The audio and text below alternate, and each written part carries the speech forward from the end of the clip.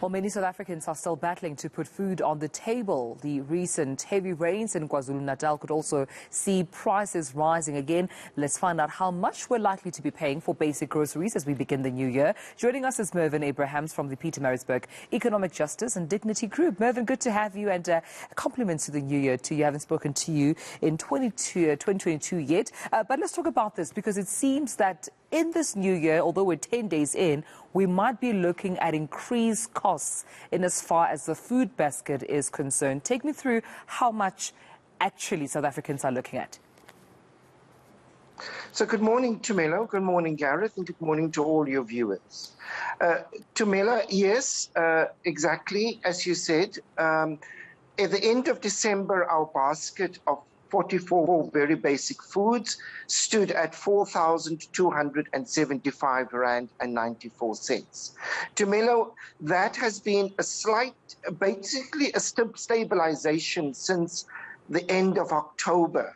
And that stabilizing of the prices has largely been driven and contributed by the downward spiral of the fresh produce price. So, for instance, over 2 months, we've seen a drop of about 14 rand on 10 kgs of potatoes. We've seen a drop in butternut. We've seen a drop in the price of cabbage and tomatoes, etc. Now, with all the rains happening in and around the Eastern Cape and the KZN Midlands, as you have reported, that will definitely impact the fresh produce market and will take out a lot of the stock, which will lead to increases again in fresh produce. So that's likely to see increases in our food basket. But there are three other big factors that we have to watch out in 2022. And the first one of that is global fuel prices, which are still expected to rise. That will increase agricultural input costs and will probably increase food prices. The second thing we have to watch, of course, is the electricity price, which is also a major input. And we know that Eskom has asked NERSA for something like a 20% increase. And then the third factor we're going to have to consider is, of course, what you are reporting on this morning, and that is the whole issue around the climate. The climate impacts directly on food and food prices. Yeah. When we look at the three major metros, though, Durban, Cape Town, Johannesburg, what food price changes, differences there do we spot?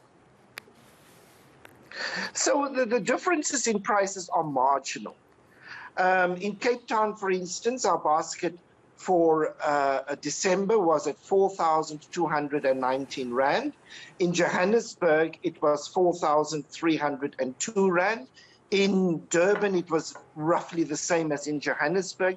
So we see slight differences across the metros, but by and large, the prices are, the basket, the index is basically fairly stable across these areas and differ with about 100 rand here or there.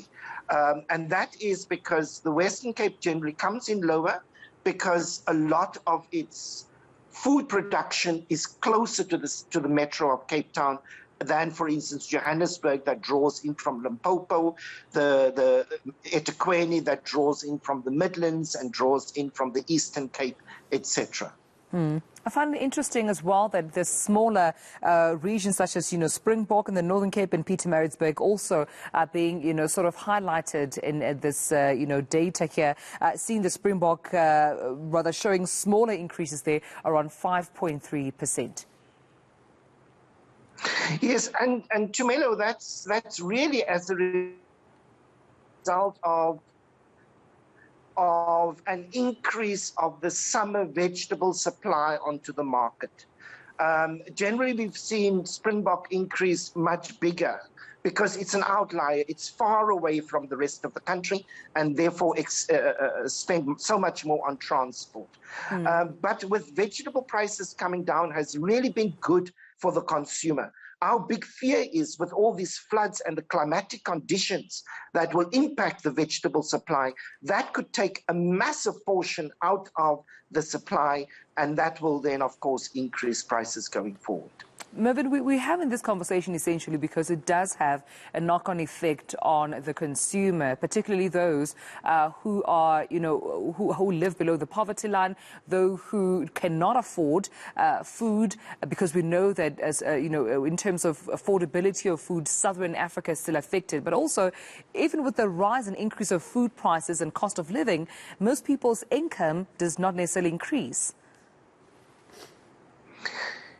That is exactly true, Tumelo. And we have heard from the National Minimum Wage Commission that they are recommending a 5.5, they are recommending a CPI increase plus 1%.